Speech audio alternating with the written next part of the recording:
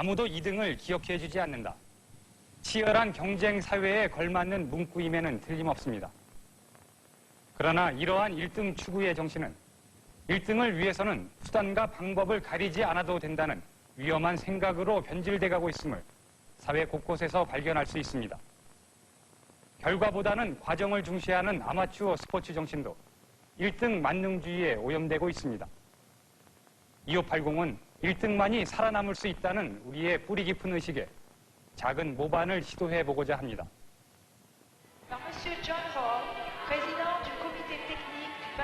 나가노 동계올림픽 쇼트랙 남자 5000m 계주 시상식입니다. 은메달인 한국 선수들, 기분이 나쁜 표정들입니다. 동메달인 중국 선수들이 환한 웃음을 띠는데도 우리 선수들은 관중들이 민망할 정도로 죄인 같은 표정을 짓습니다. 2년 전에 열린 애틀란타 올림픽 유도 여자 61kg급 시상식입니다. 한국 선수와 네덜란드 선수가 공동으로 동메달을 받았습니다. 하나도 즐겁지 않은 한국 선수. 네덜란드 선수가 한국 선수 눈치를 봅니다. 이런 모습이 외국 선수에게는 이상하게 보였던 것 같습니다. 그러나 이 정도는 괜찮은 편입니다. 지난 88년 서울 올림픽의 한 권투 경기 결승전. 상황은 한국 선수가 진 뒤 벌어졌습니다.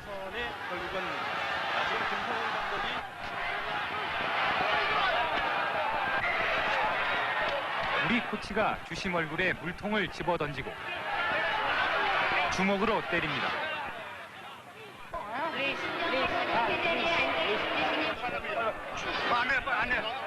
심판들은 겁을 먹었습니다. 네. 자, 지금 상황이 말이죠. 96년 애틀란타 올림픽 유도 남자 76kg급 준결승에서 한국 선수가 졌습니다. 보가 선수가 절반이 된 거죠. 네. 이 선수는 인사도 안 하고 내려갔습니다.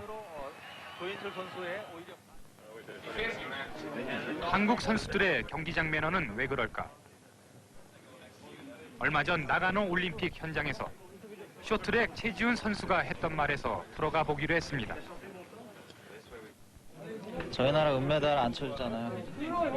꼭 금메달을 따야겠다는. 그리고 며칠 뒤 김포공항에서 나가노 선수단 환영식이 열렸습니다. 그런데 기자회견에는 오직 금메달을 딴 선수들만이 참석할 수 있었습니다. 최지훈 선수 말대로 은메달은 찬밥이었습니다. 취재팀은 태릉 선수촌에 있는 최지훈 선수에게 올림픽 귀국 환영회에서 받은 느낌을 물어봤습니다. 기자회견 할 때 저희들은 뭐 안 가도 된다고 그러더라고요. 저희는 짐 갖고 나갔는데 따면 할 말이 꼭 없는 건 아니잖아요. 네. 그러면 이 자세 지금 오른발이 왼발이 좀 나와 있냐는. 자, 이렇게 왼발이 이렇게 좀 나와 있어야 될 거 아니에요. 스마싱 하려면.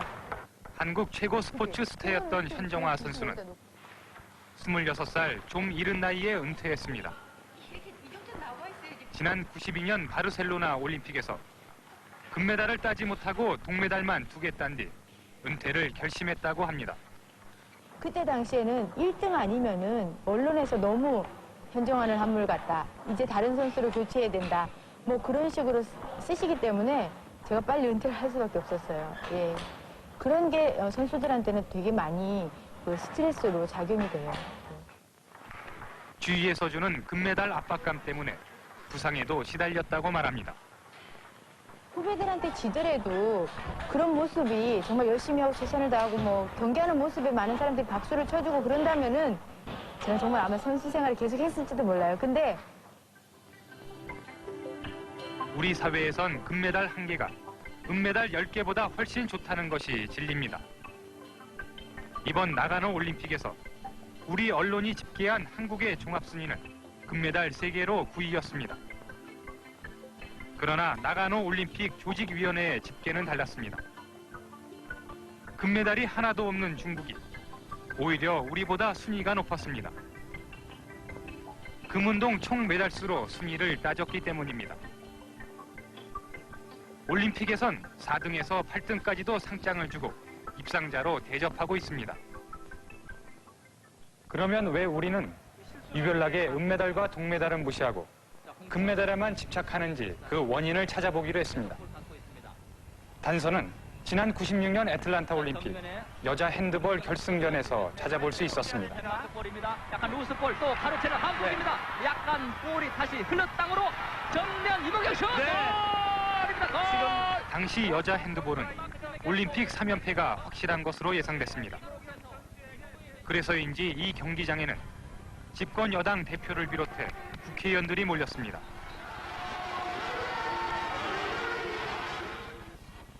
한 국회의원이 취재팀 촬영을 눈치챘습니다. 그 다음부터 이 국회의원은 아예 응원을 경기장 쪽이 아닌 카메라를 향해 보이기식 응원을 시작합니다. 자, 5초, 4초. 경기 끝납니다. 경기 끝납니다. 한국 선수들 그만 은메달에 머뭅니다. 한국 선수들 그만. 한국은 결승에서 졌습니다. 그런데 여당 대표와 국회의원들은 경기가 끝나자마자 경기장에서 사라졌습니다. 곧이어 열린 시상식도 지켜보지 않았습니다.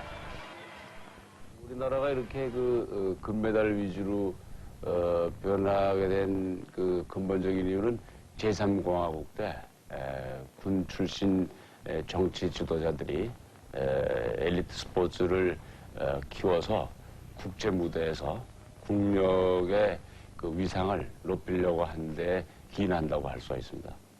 특히 이제 제5공화국, 제6공화국 때 특히 그러한 풍조가 아주 만연했었죠.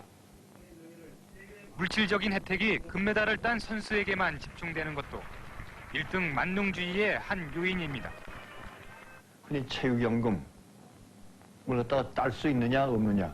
물론 1, 2, 3등 다 딸 수 있어요. 그러나 1등하고 2등이 아마 차이가 클 겁니다. 그러니까 그 1등에 대한 그 집착 갖다가 그렇게 크게 갖는 것이 그런 물질적인 보상, 여기 뭐 근본적인 원인이 있다고 봐야겠죠. 이런 보상 체계는 한국 스포츠에 뿌리 깊은 영향을 미쳤습니다.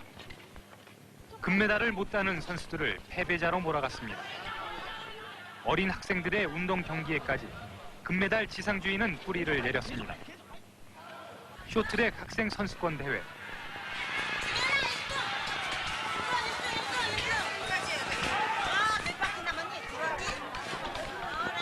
경기장 한쪽 복도 구석에서는 탈락한 초등학교 선수가 울고 있습니다.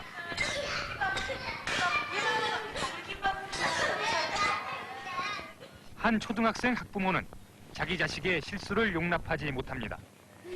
야, 거기 이렇게 왜 넘어져, 이거 멍청이 같은. 뭐 밟았어?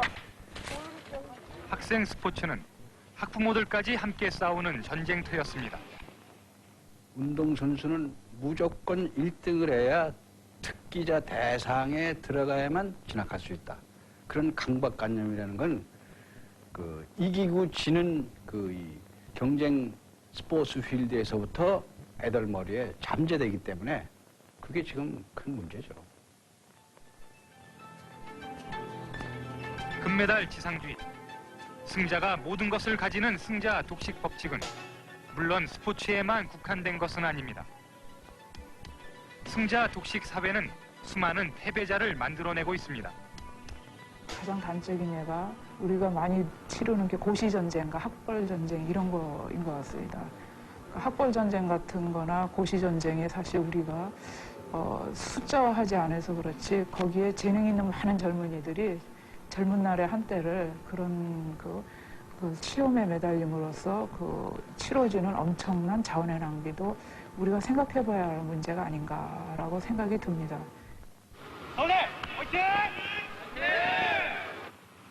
서울대 야구부는 대학 야구계의 2단합니다.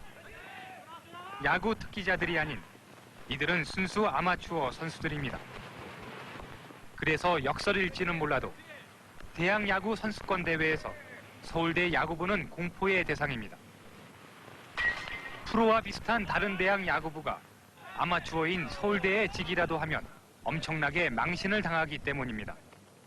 전에 연세대랑 3대2로 앞서고 있다가 4대3으로 역전패를 당했거든요. 9회. 그래서 그 시합이 끝나고 연세대 사람들이 기합을 받은 모양이에요. 그 다음날 시합할 때 삭발하고 왔더라고요. 그러나 서울대 야구부는 창단 이후 아직도 1승을 건지지 못했습니다. 우리가 생각하는 승리라는 의미는 꼭 1등을 하고 금메달을 따는 건 아니거든요. 맨날 지니까 이런 생각을 하는 걸 수도 있겠지만 저는 아마추어 스포츠라는 것은 이게 맞다고 생각합니다. 나가노 올림픽 여자 스피드 스케이팅 500m 시상식입니다. 1등, 2등은 캐나다 선수였고 일본 선수가 3등이었습니다. Miss Tomomi Okazaki of Japan.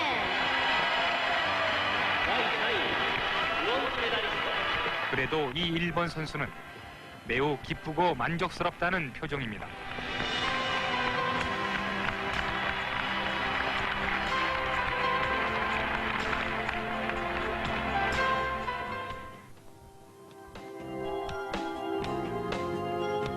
금메달을 놓친 한국 선수들의 경기장 매너에 대해 외국인 관중들이 점수를 매겼다면 몇 점이나 될까요? 그 점수는 우리 한국 사회의 의식 수준을 가늠하는 척도가 될런지도 모릅니다.